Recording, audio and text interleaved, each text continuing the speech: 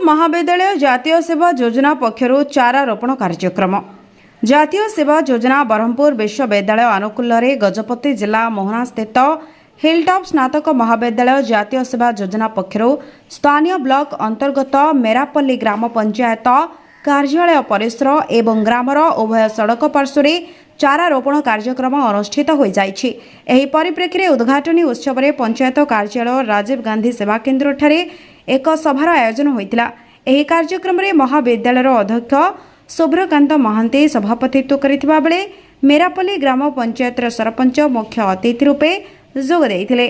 मुख्य वक्ता मोहना वन विभाग वनरक्षी बंध्या गमांग एवं सम्मानित अतिथि जे रहिथिले वनरक्षी गंगाधर भूया, वरिष्ठ अध्यापक प्रणमानंद पाटोसी, मनोरंजन पाणीग्राही जोग देइथिले।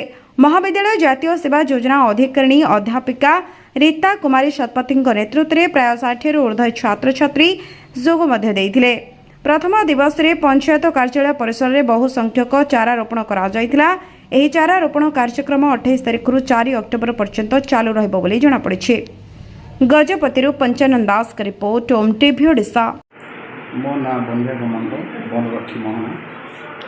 ऐसा जो हिलटॉप स्नातक महाविद्यालय पक्षर स्वतंत्र चारा रोपण कार्यक्रम स्थानीय मेरापल्ली पंचायत कार्यालय चली वृक्ष लगे द्वारा कौन आमर उपकार होची तार उद्देश्य कौन से संपर्क कौन कह चाहूँ।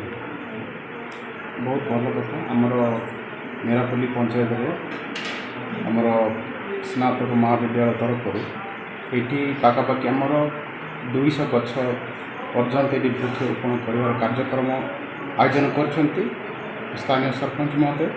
तो आम जेहेतु अनुरोध रक्षा करके पहुँचाई कि गचर विशेष तार गुरुत्वपूर्ण अच्छी जे वर्तमान आम मानव समाज तथा समस्त प्राणी आमको शांति रे बसवास करने आमको जो क्लाइमेट दरकार जो परिवेश दरकार ताको उत्तम परिवेश को तैयार करवा आम अनुकूल परिवेश तैयार करवा अच्छी मुख्य उद्देश्य सेतिपाई वृक्षरोपण आवश्यक ताले जाई मनुष्य समाज भल माने उत्तम रूपे तिष्टि पारिबे नचेत वृक्ष नथिले मनुष्य बहुत क्षतिकारक।